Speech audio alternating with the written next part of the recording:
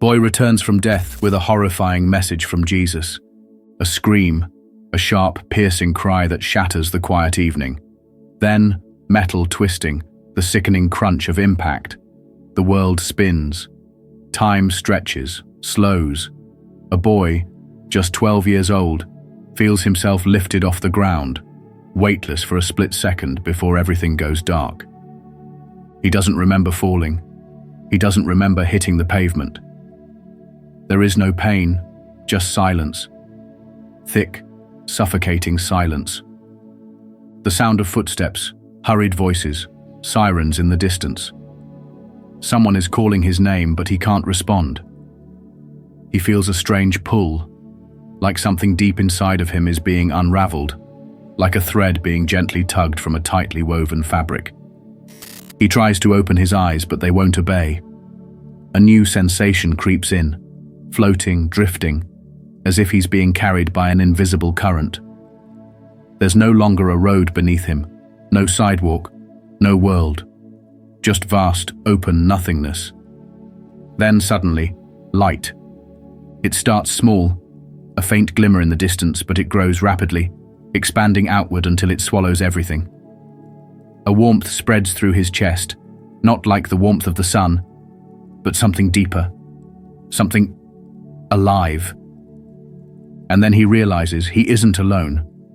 Something is there, standing just beyond the edge of the light. He can't see it clearly, but he can feel its presence. It isn't threatening, but it is powerful, more powerful than anything he has ever known. Then, a voice. It doesn't come from one direction. It comes from everywhere. It doesn't speak in words, yet he understands perfectly. You are not supposed to be here. His body, or whatever is left of it, trembles. He tries to move, to step forward, but he has no feet to step with. He is nothing, yet he is still himself. Something shifts. The presence moves closer, and suddenly the light changes. It is no longer warm and comforting. It is blinding, overwhelming. It fills every part of him, and for the first time he feels fear. You have seen much, but you do not understand. The boy tries to speak, but no sound comes. Then, in an instant, the scene around him shifts. The emptiness is gone. He is no longer floating. Instead, he is standing. His legs feel solid again, his arms real. And before him, something emerges from the light. A figure. At first, it is too bright to make out. But as his eyes adjust, the form becomes clearer. A face, calm and unwavering. Eyes that seem to see through him, past him, into the very core of who he is. He knows who this is. Even if he had never seen him before, he knows. Jesus. And he is looking right at him.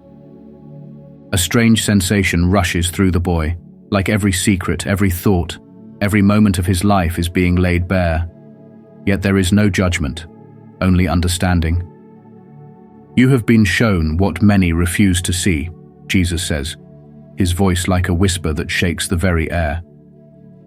But there is more. The light around them begins to shift. Images flicker and dance in its glow. Cities, people, moments in time moving too fast to comprehend. But one thing is clear. Something is coming. Something dark. And the boy is meant to witness it all. The air around him hums, charged with something beyond his understanding. The light shifts again, and suddenly, it is no longer just a vast, glowing expanse. The boy is standing on something solid, though he cannot tell if it is ground, stone, or something else entirely. He looks down, but there is no shadow beneath him. Jesus stands before him, calm but serious.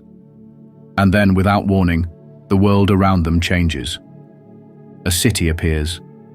Towering buildings, bright screens, crowded streets filled with people rushing in every direction. It looks like any ordinary day, until it doesn't. A ripple moves through the scene, like an unseen force passing over everything. And just like that, the atmosphere shifts. The people on the streets no longer seem like they are simply walking. They are marching. Some hold signs, faces twisted in anger, shouting words he cannot understand. Others stand frozen, eyes vacant, unmoving. And then, in the middle of the chaos, something happens. The image flashes, quick, disorienting. A loud crack splits the air. The boy flinches. A man falls to the ground. There is screaming, people running. The man is still. His suit is stained red. The boy's heart pounds. He doesn't want to see this. He wants to look away. But Jesus does not let him. "This was only the beginning," Jesus says. His voice is not loud, but it carries over the chaos, cutting through it like a blade. The city shifts again. Time rewinds and jumps forward in strange, rapid bursts. The boy sees more. He sees hands reaching for power, unseen forces pulling strings, guiding events from the shadows. He sees lies wrapped in promises, deception hidden behind smiles. And then, the darkness comes. It doesn't creep in like a shadow at sunset. It surges, like a great wave swallowing everything in its path. The buildings, the people, the world itself. It all begins to twist and distort. The sky darkens, but not like a storm. This darkness is alive, moving, writhing, reaching out with long, clawed fingers. The boy feels something ice-cold curl around his heart. It's not just darkness, it's something worse. "Evil walks among them," Jesus says, and it has for a long time. A figure steps out of the shifting shadows. The boy cannot see its face. No matter how hard he tries, it remains hidden. But he can feel its presence, and it is unlike anything he has ever felt before. A force of pure, consuming hatred. It does not speak, yet he can hear its voice, whispering into the ears of those who march in the streets, who riot, who lash out in blind fury. "They listen," Jesus says. "They do not know who they serve." The shadowy figure moves. Its shape flickers and changes, as if it is wearing many faces at once. A hand extends, and the darkness spreads like poison through the streets. The people cry out, but not in fear. They welcome it. They do not see, Jesus continues, his gaze never leaving the growing darkness. They do not understand who pulls the strings. And then, the scene changes again. The city fades. The streets disappear. The darkness lingers for only a moment, before the boy is standing somewhere else. A great hall, a stage, a crowd gathered in the thousands, watching. But something is wrong. The air is thick with tension, like the whole world is holding its breath. A man stands at the podium, his voice calm, unwavering, powerful. He is someone the boy recognizes, but before he can react, another ripple of darkness moves through the scene. Jesus speaks again. They tried to silence him. A loud crack shatters the moment. The crowd erupts into chaos. The man at the podium stumbles, but he does not fall. People scream, rush forward, shields rise. A second crack, then a third. The boy wants to cover his ears, but he cannot move. They tried again, and again. The scene shifts, flashing between moments. A car speeding down a road, a lone figure watching from the shadows, a weapon, concealed, waiting. They did not act alone. The shadow returns, standing just behind those who conspired, those who whispered their plans in secrecy. The boy watches as it leans close to one of them, its form wrapping around them like a cloak. The person's eyes darken, their lips curve into a grin. The boy understands now. It was never just politics. It was never just power. Something far more sinister was at work. The evil one moves through them, Jesus says. It has always been so. The boy watches as the attempts continue, as the darkness rages against the man who refuses to fall, who refuses to back down. And yet, despite all their efforts, Despite every carefully crafted scheme, every moment of violence and deception, he remains standing. The darkness recoils, hissing in fury. Jesus turns to the boy. His gaze is steady, filled with something both grave and unshakable. "They failed," he says, "because he is protected." The weight of those words presses into the boy's chest. He feels their truth, deep in his very being. Something greater is at work here, something beyond human hands. And for the first time since this vision began, the boy feels something else rising within him. Hope. The shadows retreat, but they do not disappear. They slither back into the cracks, coiling around the edges of the vision, waiting, watching. They have lost their grip, but they are not gone. The world shifts again. The boy feels himself moving, not walking, not floating, but being carried forward by something unseen. The darkness fades, replaced by something dazzling. Golden halls, high ceilings, a place of wealth and power. It is a place where the most important decisions are made. And the people inside, they look victorious. They are dressed in suits, speaking in hushed tones, shaking hands with smiles that never reach their eyes. The boy does not know them by name, but he knows their kind. They are the ones who tell the world what to believe. The ones who speak of peace while sowing division. The ones who promise hope while tightening their grip on the powerless. He watches as they raise glasses in celebration. They believe they have won. They speak of their plans in riddles, but the meaning is clear. They will rebuild, reshape, control.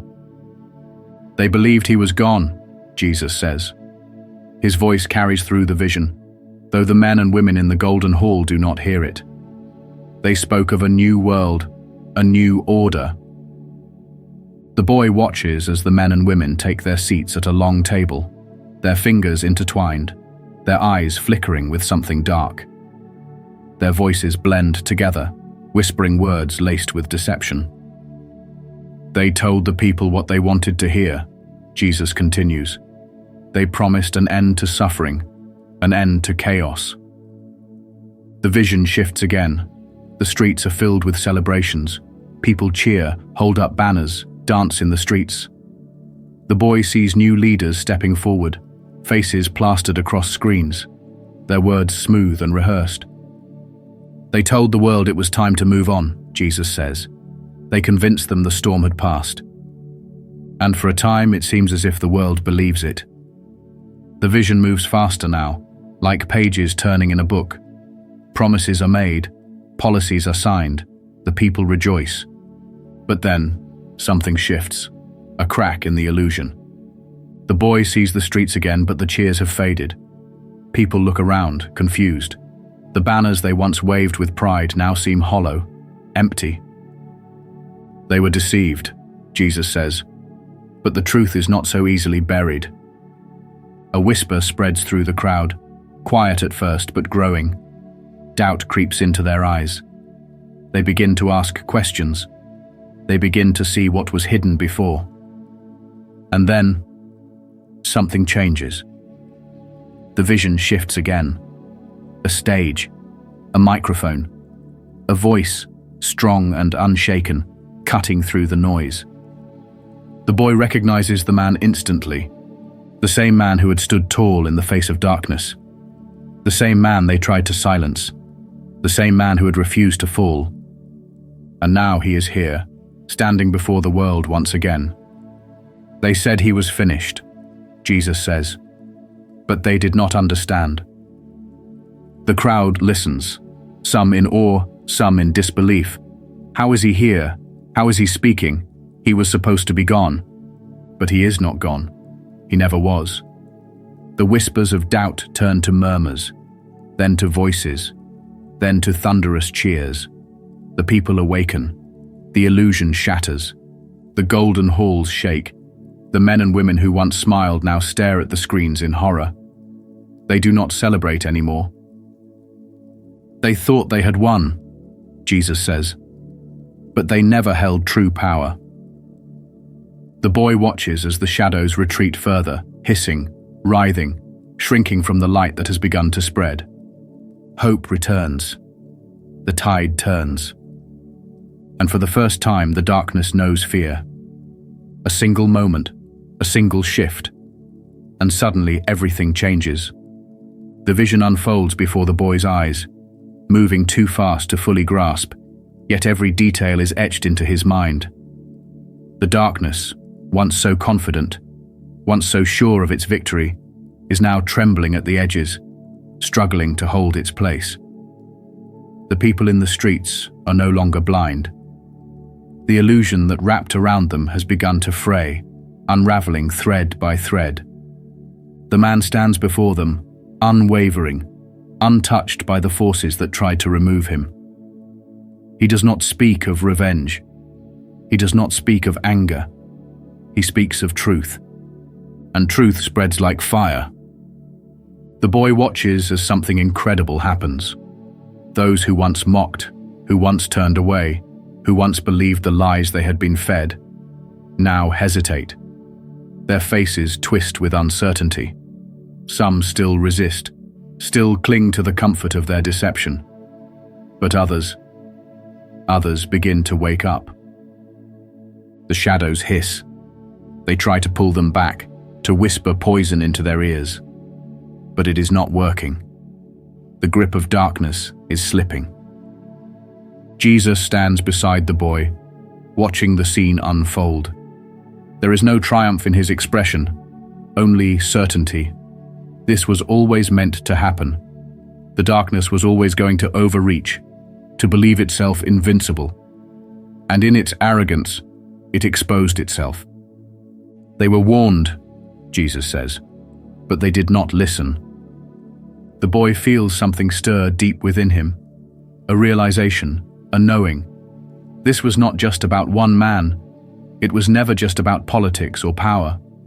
This was a war that had been waged since the beginning of time, a battle not of flesh and blood, but of something greater. The vision shifts once more. The golden halls are now empty. The once celebrated rulers, the ones who smiled as they lied, now sit in silence, staring at their own hands as if they do not recognize them. The weight of their defeat is heavy. Some turn on each other, their unity crumbling. The boy sees it clearly now. They never had true power. It was only ever borrowed. The darkness that stood behind them, that whispered in their ears, that promised them control, has abandoned them. They served the wrong master, Jesus says, and now they are alone. The boy's heart pounds. He understands now. This was always bigger than what the world could see. It was always bigger than headlines, elections and speeches. It was a battle between light and shadow, between deception and truth, between fear and faith. And truth has won. The scene around him begins to fade. The golden halls dissolve, the streets become mist, and Jesus turns to him. His eyes, deep and knowing, seem to see straight through him. "You were shown this for a reason," Jesus says, "because the world must remember." The boy tries to hold on to the vision, to take in every detail, but it is slipping from his grasp. His body feels heavy again, his senses dull, and for the first time, he realizes he is being pulled back to where he came from. A rush of sensation, the feeling of weight, of sound, of movement. His body aches, his chest burns, and then air floods his lungs. A gasp, a cry, hands on his shoulders. A voice, desperate and relieved all at once. "He's back!" He's breathing. He blinks. The hospital room swims into focus. The faces of his family, doctors, nurses, all hovering over him, eyes wide with shock. They had lost him. He knows it. But now he is here. Alive. The memories come flooding back in an instant. The light, the visions, the truth. And with it, a deep, undeniable knowing. He cannot keep this to himself. Because the world has forgotten. The world has been deceived for too long. But now they will know. The battle was fought. The darkness tried to win, but it failed, because light, truth, and justice have returned.